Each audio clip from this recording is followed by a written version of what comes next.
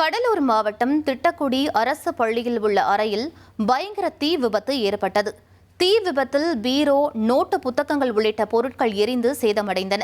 விரைந்து வந்த தீயணைப்புத் துறையினர் தீயை அணைத்தனர். மாணவர்கள் யாரும் உள்ளே இல்லாததால் பெரும் உயிர் சேதம் தவிர்க்கப்பட்டது.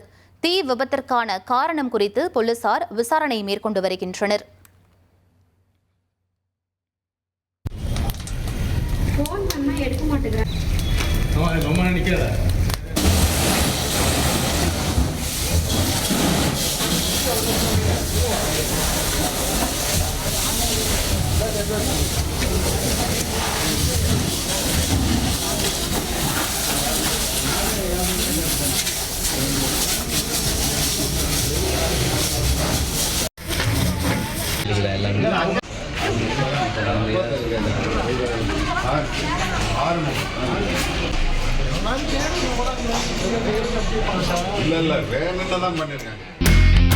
இனி செல்லும் இடமெல்லாம் செய்தி.